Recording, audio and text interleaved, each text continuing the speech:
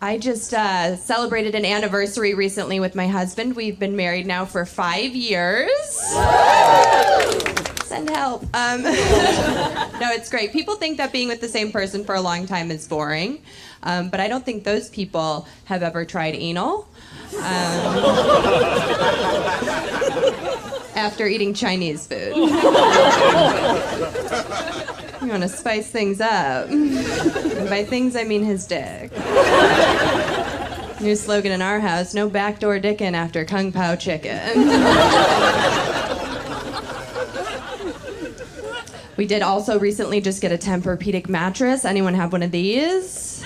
Bunch of pores, okay. All right, here's what they don't tell you about Tempur-Pedic mattresses is that they eliminate shock as well as your sex life. Because on a regular mattress, as you all know, you're like up, down, up, down, up, down. And then on a Tempur-Pedic mattress, it's like you go down and you stay there. Like fucking on a Tempur-Pedic mattress is like an Olympic level sport that I'm uniquely unqualified for because I have hip dysplasia. So if you guys are thinking about like a German Shepherd at the end of its life just like dragging its hind leg, that's your girl. Hard to keep shit popping when the only thing popping is your hip.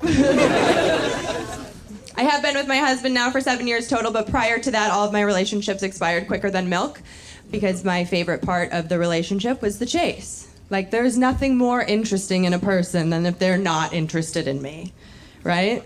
Like, you're gonna block me on Instagram? I'm gonna wait in your bushes in a wedding dress. Fuck with me. No, but the thing that sucks about being married is your partner is just always into you. You know, my husband just like follows me around the house with a boner. Like he's having a going out of business sale. I'm like, hey man, could you not? You know, could you act like a little less into me? And he's like, but we're married. Like, what do you want, a divorce? And I'm like, now you're talking dirty. I heard from a guy recently that I used to hook up with in the NBA, and I thought he was going to be calling to talk about the glory days, the hoary days.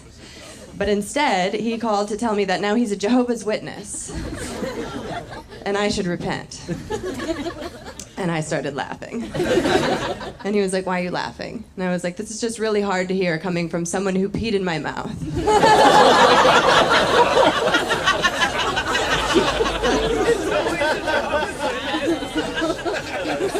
And then he said, Brittany, this is life-changing stuff. And I said, so is that threesome we had with your cousin Keith.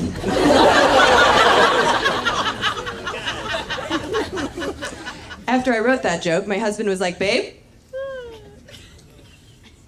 have you ever Googled how many ex-NBA players are Jehovah's Witnesses? And I was like, no, why? And he's like, there's 2. So when you guys go home tonight and do that Google search, just know, he was the light-skinned one.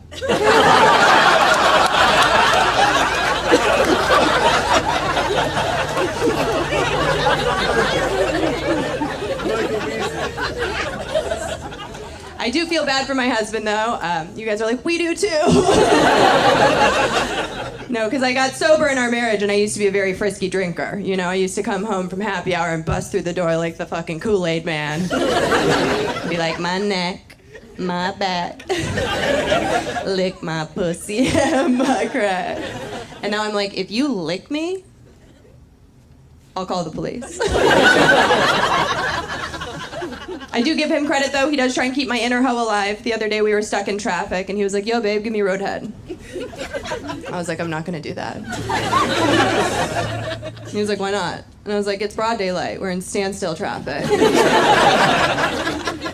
Everyone would see me. He's like, man, you're no fun anymore. And I was like, I'm driving.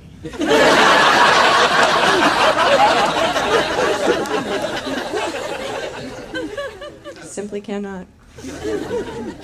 I did quit drinking, though, but I wasn't convinced in the beginning that I was an alcoholic because you go to these AA meetings and you hear the craziest shit.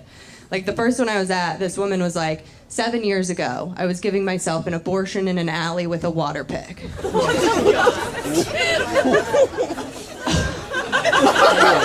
I was like, whoa. You can use a water pick? I could have saved so much money. Talk about a life hack. I do think it's interesting when you want to get an abortion and people come to you with ridiculous reasons why you can't. You know, they'll be like, but what if your kid is the next Lady Gaga or the next Bradley Cooper? And I'm like, well, then the name of this movie is A Star Was Aborted.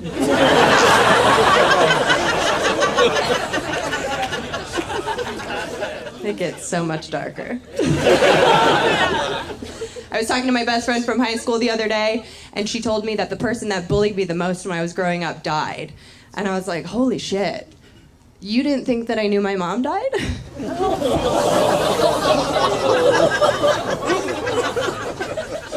And she did kill herself. And this is the part where I have to tell you that I'm okay. She's not. I'm fine, though. Here's the thing. When she was alive, she would always start projects and not finish them. So I do think when she killed herself, we really overlooked the accomplishment of her finally sticking to her guns. Literally.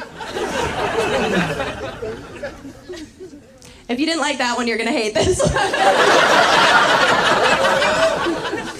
When you lose someone to suicide, you realize there's no great greeting cards. So I want to start a new greeting card company called Suicidal Sympathies. And the slogan can be like, the only way to get through the dark is to make light of it. And then the cards are gonna say stuff like, hang in there.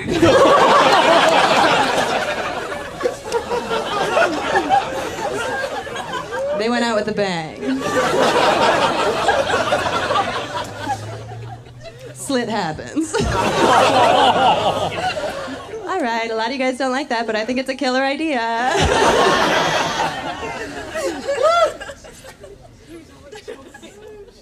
I love this shit. So anyway, I'm in therapy.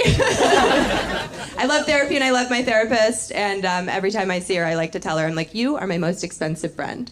And she's like, we're not friends. And I'm like, you have intimacy issues. She's like, you're projecting. I do like therapy, but I feel like it's a very well-intentioned pyramid scheme, because every time I go to therapy, I come back and I say to my husband, I'm like, my therapist and I think that you need to go to therapy. So my husband finally decided to go to therapy.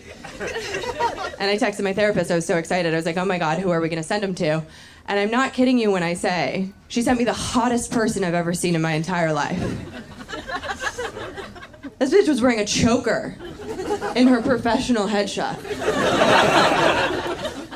Nothing says I suck dick to trick my Fitbit.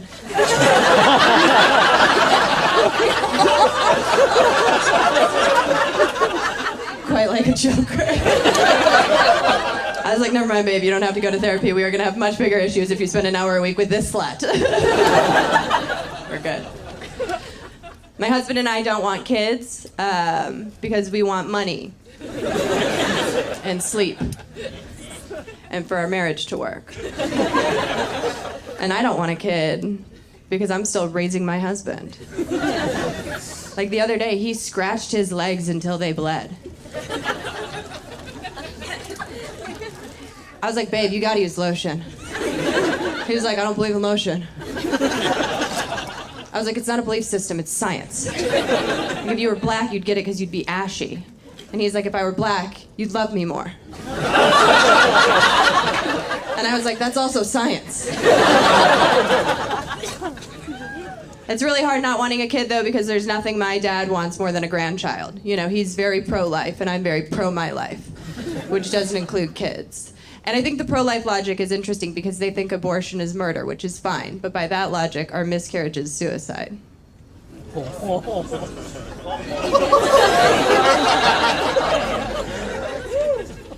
And I know a lot of you want me to kill that joke, but I think there's life there, and when there's life, there's hope. All right, you guys have had a lot of fun. I'm Brittany Schmitt.